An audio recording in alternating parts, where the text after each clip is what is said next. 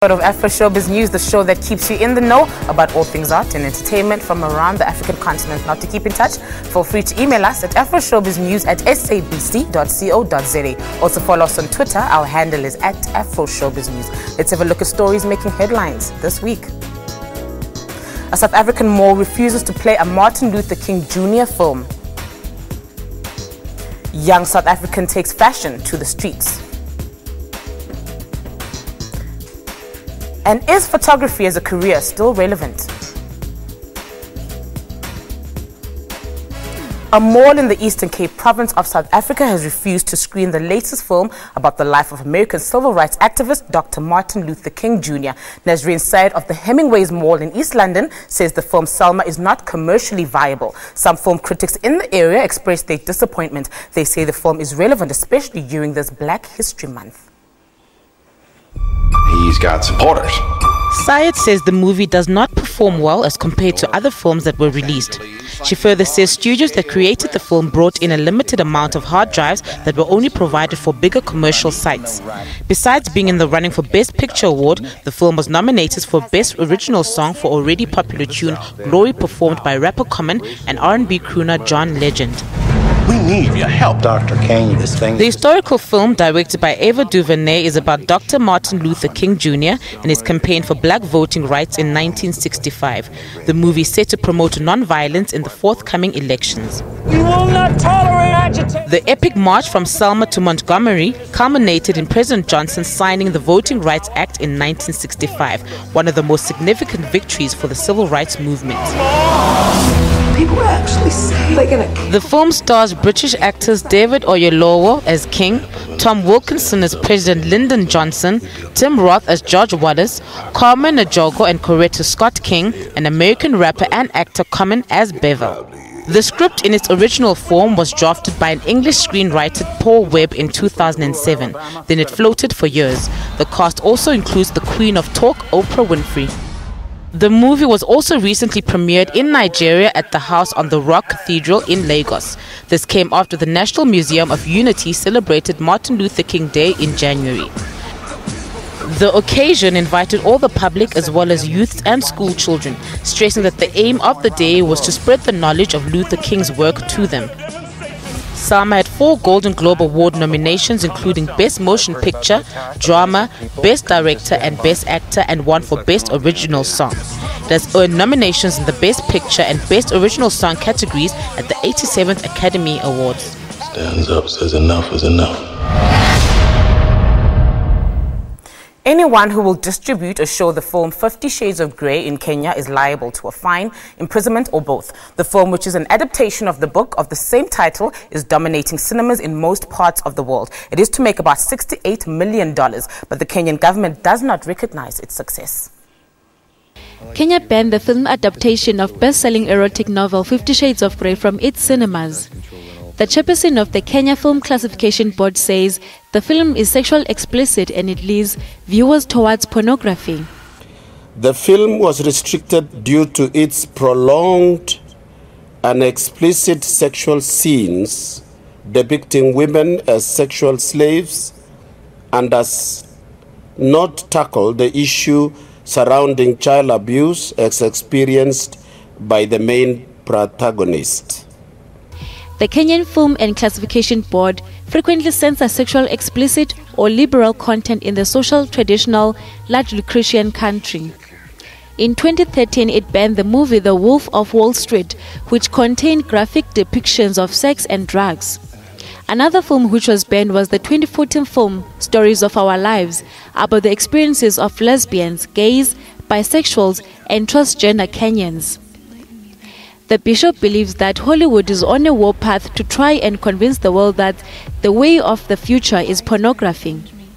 He says that Kenya will continue to censor more films because the society is dynamic. 50 Shades of Grey is based on a 2011 trilogy novel by E.L. James, the first book of a series. The film is about the relationship between a literature student and a wealthy entrepreneur whose sexual tastes include bondage, domination, and sadomasochism. Dubbed mommy porn by critics, the book became a cultural spectacle producing offshoots and caricatures. The film premiered at the Berlin International Film Festival on Wednesday, and it has been in South African cinemas since Saturday. Young fashion fanatics from Tembisa near Johannesburg in South Africa have taken fashions to the streets literally. They term the event a fashion for sure. For sure is a local slang meaning the real McCoy. The Streets Meets Fashion event drew crowds of people around the township. So let's have a look. This is the second annual event of its kind in Tembisa. It was influenced by the township lifestyle. Duduzu Dube, who organized the event, spoke about how the whole concept of fashion for show came about. How it came about, it's an idea which Nick came to me, and I ran with the event. I facilitated the tanks, the concept, on how we need to do what, when, as we've got a larger team, which some report under me. So that's my position around this event. He further said that they were inspired by other countries and places from around the world who do similar events. The concept here is, we looked at countries like Brazil. Brazil has Rio, there's a lot of things like Soweto, above Villarreal Street, What do we have in Tembisa which says we are creators, we've got talent, That's how it came about, to say we could do it at the street, with the people, for the people. Many townships in South Africa are synonymous with poverty, drug abuse, teenage pregnancy and shattered dreams. The idea is to instill confidence in designers and help groom the novice and teach them about the nitty-gritties of the industry. The models strutted their stuff on the ramp to major applause from attendees. Most of the outfits showcased had African influences on their designs. Designer and founder of the event, Nicholas Matambo, was tasked to design and make a dress during the fashion show, which he was able to complete before the end of the show. I wanted to make a history in the world of fashion industry, because I believe you need to set a statement, as it says, the fashion statement. So I want to be the first one in the world to make a dress in the live show while the show is running. So I did it, and I'm happy because of the dress is finished. The last item of the show is the dress that I made today. Sbu Liope is a national radio personality and businessman. He's also the ambassador of Ekurhuleni municipality, which comprises of Tembisa, which is his hometown. He says initiatives like this help to put the township on the map. I think they're really humbling because they get people like yourselves to come and expose to the rest of the nation, to show what actually Tembisa is doing in empowering its own young people.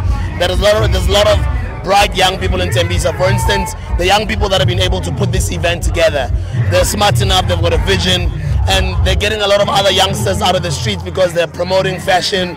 They're getting these guys to, on an ongoing basis, come up with their own designs, concentrate on fashion, concentrate on music, concentrate on DJing, concentrate on contributing towards the arts. And I think that gets a lot of youth out of the streets, and it gets them out of trouble, it gets them away from crime. Organizers say that they hope that fashion for show will in the future be bigger and better. Let's take a quick break. Stay tuned.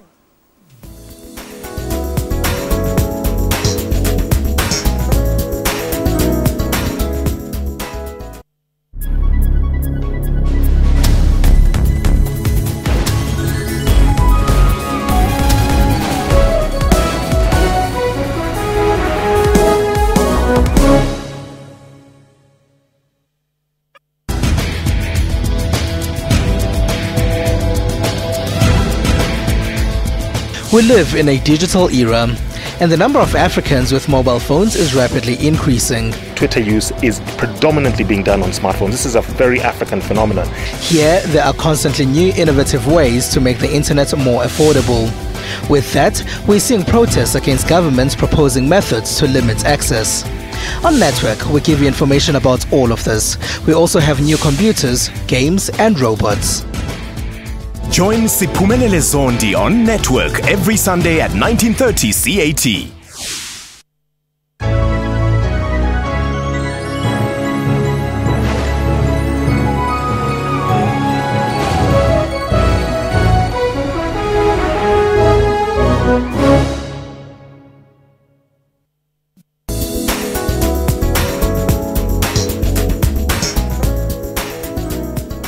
A Nigerian photographer, Uche James Iroha, is using his craft to vent his frustration over electrical outages in his country. His art exhibition with Imitate Reality portrays Nigeria's epileptic power situation. Nigeria is the most populous country and a top oil producer on the continent, but is struggling to distribute enough power for a few hours a day. The exhibition, which was inspired by reality in Nigeria, is titled Power and Powers. Most of the artwork is made of glued-together electricity bills from the Power Holding Company of Nigeria. The pictures depict children with names like umbilical cord, electromanipulation, shackles, and pictures of men in chains. Uche depicts what has become a daily source of frustration for Nigerians. I didn't need any inspiration. I just need to navigate my own personal reality, because it's not a new story for a Nigerian. It's something we live with on a daily basis. So I just wanted to remind anyone who's concerned about not being complacent with the situation. That's the whole idea. To also look at the core relationship between political power and electrical power. A dark romance, it's unbelievable. The country's electricity shortages are amongst the main barriers to investment and growth in Africa's biggest economy and top oil producer. Lights in Nigeria are on for only a few hours a day, forcing those who can afford it to rely on expensive diesel generators that burn up billions of dollars worth of fuel. I find the exhibition quite enlightening. I think it's quite fascinating the way he depicts the NEPA issues with pictures. It's a nice exhibition. He did the photographer. He did a great job. Industry experts believe some improvements will be felt in 2 to 3 years. The pictures Uche paints are sold for $1,470 to $2,000. He says these pictures are not necessarily for financial gain, but to create debate about the power situation in Nigeria. Success comes from when the works are in themselves able to agitate the people, able to instigate some discourse or waken the people up for them to know that, look, it's not normal, because people think it's okay, I can buy a generator, it's fine. We've forgotten that we're going to pollute the environment, we're going to destroy a lot of productivity. We can solve this problem. Despite the government's push for changes in the power sector, authorities say challenges still arise. The new meters are designed to send a signal to the power station if interfered with. It is hoped that a good metering device will cut down on fraud and wastage and increase efficiency in the power sector.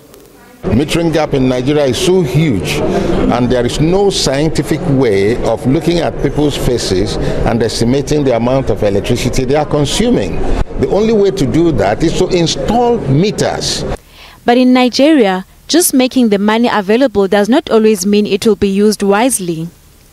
Some $40 billion has gone into several power reforms drives in the last 20 years. Industry experts say much of it was wasted. Still, there remains hopefulness that fighting power out of government hands will eventually lead to progress. With social sites such as MySpace, Tumblr, Twitter, Facebook and Instagram, photographs have become an entry to individuals who wish to share their personal experiences. Now, with photography so accessible to everyone who owns a consumer camera and a smartphone, selfies especially have taken more preference. Now, how does this affect the demand for photographers? Well, let's find out from a professional photographer, Stephen Moranyiwa. Stephen, welcome to Afroshowbiz News. Thank you. Thank you so much for coming. Now, you have been in the photography field for the past 5 years, isn't it? Yes. So hasn't the latest technology, how has that, influenced your photography? Yeah, it's you get those amateurs and then you get professionals. And anyone can take a camera and shoot, but then obviously you gotta have the eye to get that money shot. Mm-hmm. So usually selfies and other soft pictures, it's mostly for Facebook and social networks, but then advertising agencies now, they need professionals to do when you want a campaign for your billboard, for a newspaper campaign or for web, then they need someone who knows how to actually take the photo and then retouch it and prep it for print work. So it needs a professional. Yeah, now Stephen, with softwares such as Photoshop, do they not maybe compromise your creativity as a photographer? No, it's actually, it helps, it aids in the process of making the picture come out nice. It's like a pencil to your sketches. So it's just another tool of making it, to make your picture come out nice.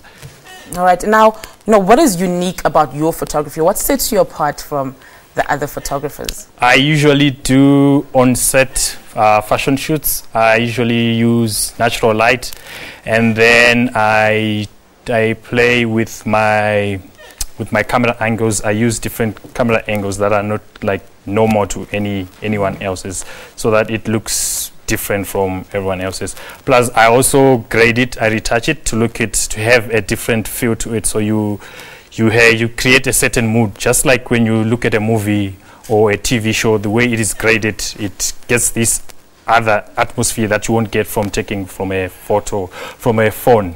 Yeah. All right. Now, your photography. What inspires your photography? Usually nature, how things look like around where, so I'm inspired by everything when I'm walking around. So I just want to catch that moment in time and freeze it, and then just for record purposes that this was taken and it's there, I made it. All right. And then where have you maybe exhibited your work? My work, I've done some couple of exhibitions in Chinhoyi. There's a gallery there. Yeah. And then mostly on site on Behance Network. It's a professional website where professionals put their website there. Internationally represented by Frank Mio, the photocloser.com. So people are looking for me, they can actually see me there, and then they can book me for gigs international or locally as well. All right. Now, in terms of sustainability and longevity, does photography, cater, to your financial needs? Yeah, it does. You can actually get fully booked in a week. You actually have to move out some bookings as well, because you'll be like stacked. Because I also do events photography, and sometimes I also, instead of just doing stills, you can also do videos as well on the side. Yeah, so that keeps me busy. All right. And then who have you maybe collaborated with?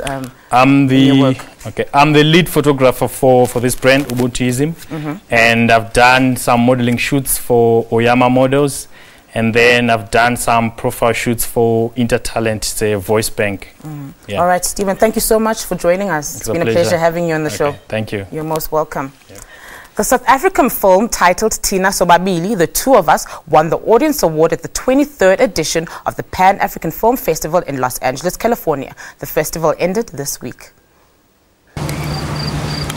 Oregon Tulas.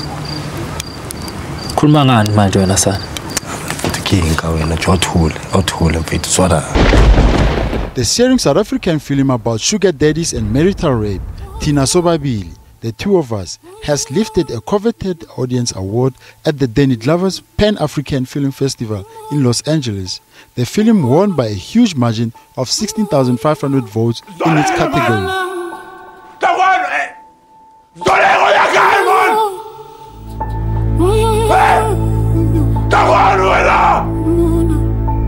After opening in Durban, it was picked by a few festivals, recently being recognized as one of the 12 best films to show at the African Diaspora International Film Festival. 3 other South African films, Four Corners, Hear Me Move, and Cold Harbor, were also in competition.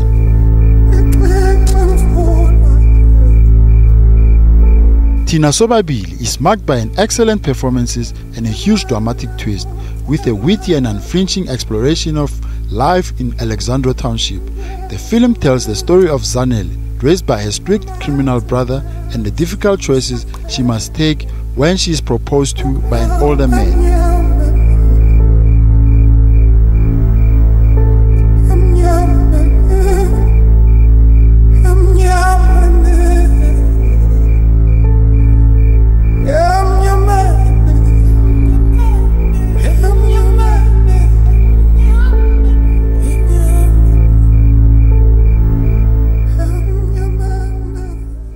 You are still watching Afroshowbiz News. Now, if you've missed any of our shows, be sure to catch them on our YouTube channel by simply searching for Afroshowbiz News. Time now for another break, but stay with us.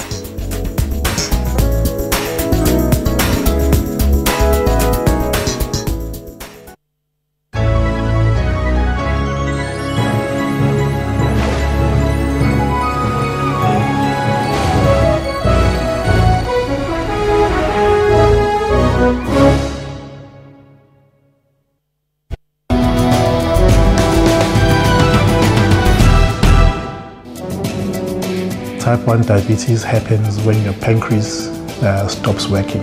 So the body does not get insulin anymore.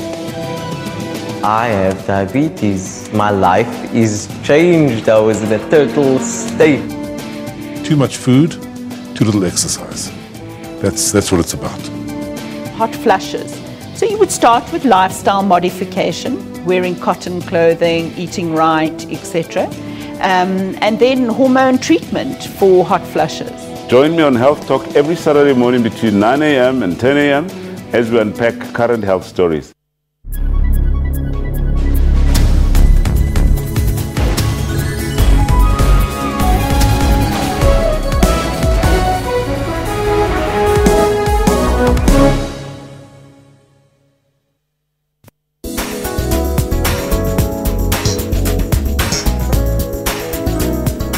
And welcome back.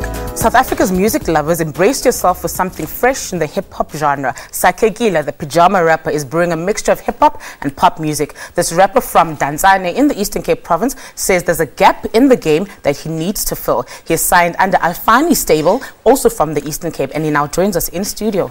Hello, Sakegila.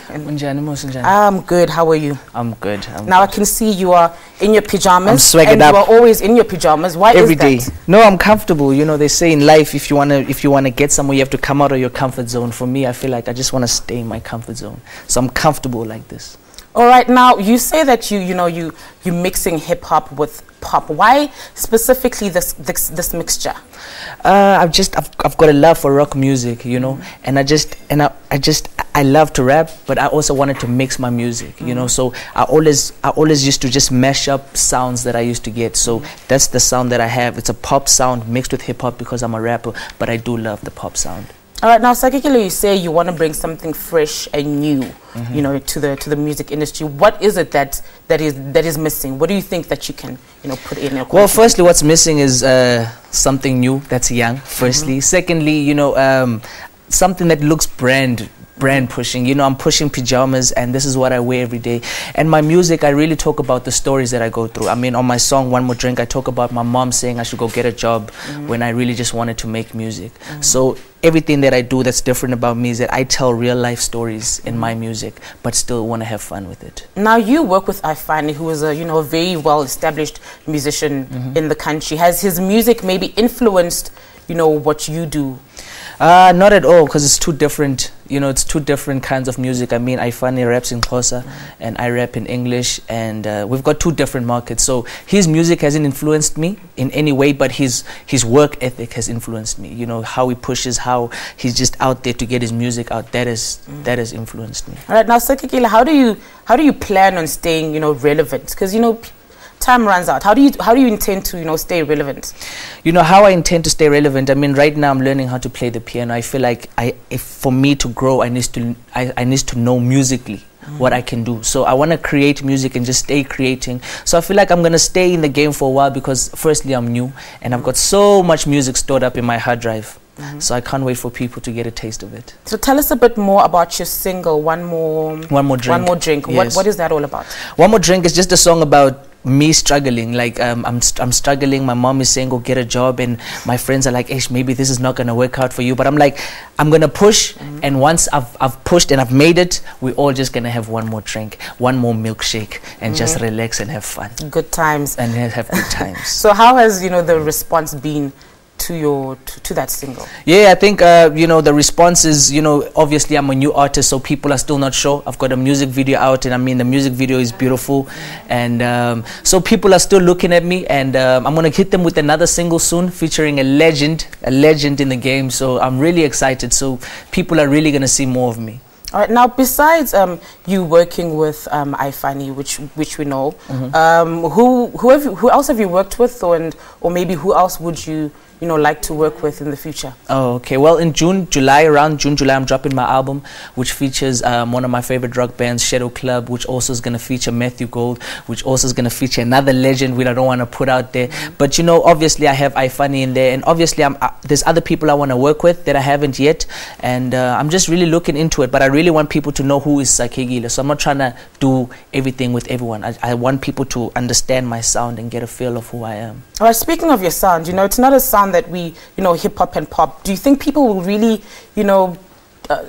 draw to it? Yeah, I think people are always looking for something new. I think people are always looking for something new, and they will enjoy my music. All right, Sakegile, thank you so much for joining us. Thank you so much for having me. You're most welcome.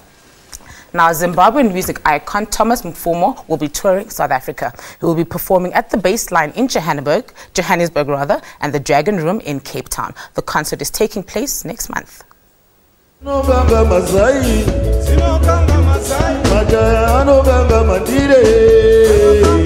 Based for most of the decade in the United States, Mfumo has not performed in his homeland of Zimbabwe since then. So his March performance with his band, the Blacks Unlimited, will no doubt be welcomed by the large community of Zimbabweans who call South Africa home, as well as his many other fans. Thomas Mfumo and the Black Unlimited's Danger Tour will see them perform at the Baseline in Newtown, Johannesburg on the 27th of March, and the following night at the Dragon Room in Cape Town. The Danger Zone tour is meant to promote Mukanya's latest album, which was launched this week in Harare.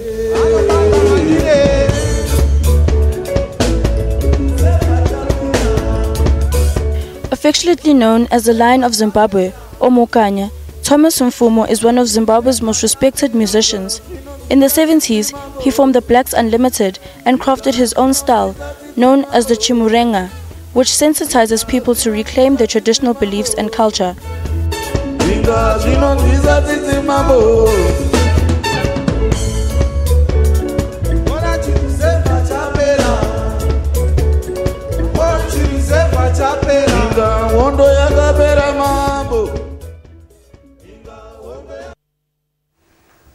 We have now come to the end of our show, but be sure to catch the repeats every Sunday at 2 a.m. and again at 1:30 p.m. But before we go, we'll be playing out with Sakegile with his song, One More Drink. Do enjoy, and goodbye.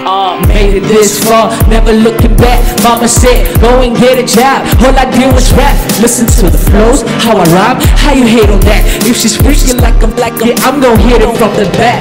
No way, yes I have a dream that I gotta chase. Tell your favorite rapper that I'm trying to take over this place. Okay, just before you go and get a heart attack, tell the waiter bring the bottles. We celebrating just over here. I could do with one more drink, or do I really need one more drink? Oh yeah, I could do with one more drink. Oh yeah, I really need one more drink. Oh yeah, all I need is one more drink, one drink.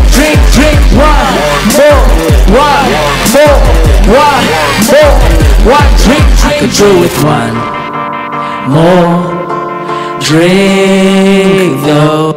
I said I'm never looking back, killing every track, rolling solo, watch to start a group like I'm Nickelback. Probably break a neck, but I raise my stack to the roof, cause the bank don't need that proof. I chase my every time I guess, and I just laugh every time they ask who am I? It don't matter, I came to party, yes I made it. Spread the word, tell somebody if you hate it, you need some love. I'm honestly just getting started, I won't give up. Celebrating for no reason at all. God gave me a call from heaven and told me, get ready boy, you bout to ball. Been hustling my whole life, praying like every night, and I was